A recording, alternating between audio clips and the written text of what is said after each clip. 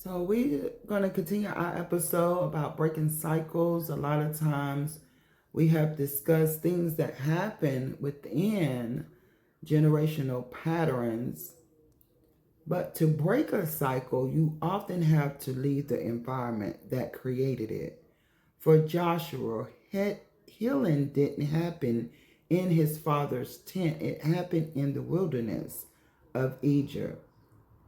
This part of the story shows that physical distance is sometimes the only way to gain spiritual perspective.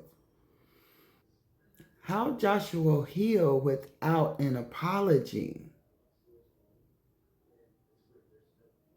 is the power of distance. Why Joshua had to leave and how to grow. Genesis 39 and 41, recovery after the final crisis.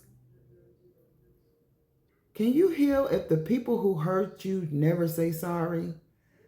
Joseph had to find his identity in a foreign land, far away from his father's favoritism and his brother's hate. Today we're talking about the Egypt phase of healing, where you find out who you are when no one is there to tell you who to be. Joshua healing began in the moment he was sold. That sounds backwards, but think about it.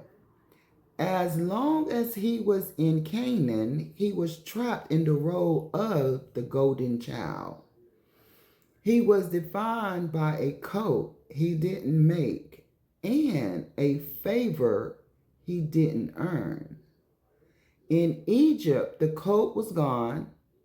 Potiphar didn't care for Joseph's father was there.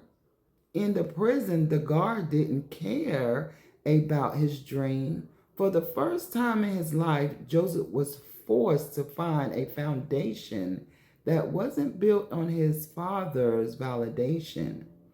This is the first step of breaking cycles.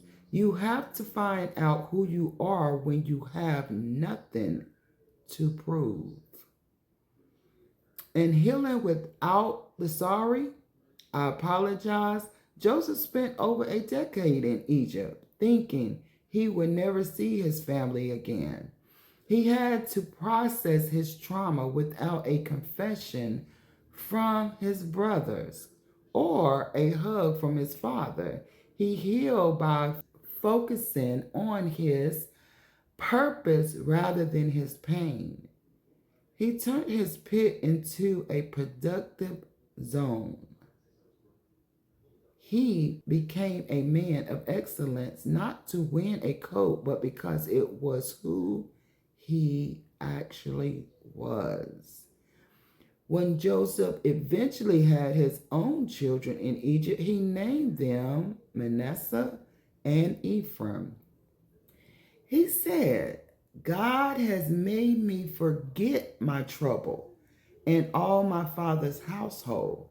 This wasn't literally amnesia, it was emotional freedom. He was no longer defined by the trauma of Canaan. He had built a life on a new foundation. Now, if you're waiting for a toxic family member to change before you heal, you are giving them the keys to your prison. Joseph's story proves that you can be whole, successful, and at peace, even if you never go back to the tent.